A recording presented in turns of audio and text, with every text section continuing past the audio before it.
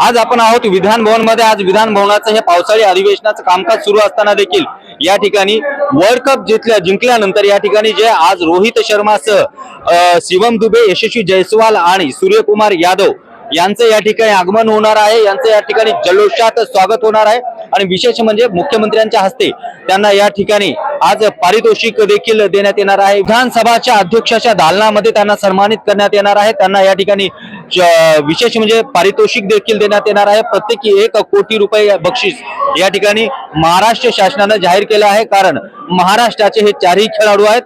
महाराष्ट्राचं नाव उंच केल्यामुळे या चारही खेळाडूंना या ठिकाणी सन्मानित करण्यात येणार आहे। आपण पाहू शकता हे दृश्य, सगळी मीडिया या ठिकाणी त्यांची वाट पाहत थांबली आहे। थोड्याच वेळामध्ये रोहित शर्मा, शिवम दुबे, यशस्वी जयस्वाल आणि सूर्यकुमार यादव यांचे या ठिकाणी आगमन होणार आहे।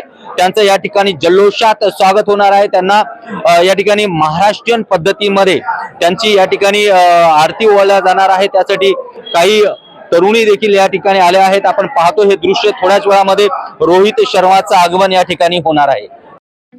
ठळक घडामोडींसाठी देशोन्नती न्यूज चॅनलला सबस्क्राइब करा आणि बेल आयकॉन प्रेस करा। मुंबई, पुणे, नागपूर, मराठवाडा असो का विदर्भ, राजकीय, सामाजिक, शैक्षणिक क्षेत्र असो का क्रीडा, सर्वच घडामोडीचे विश्लेषण पाहायला विसरू नका। फक्त देशोन्नती न्यूजवर।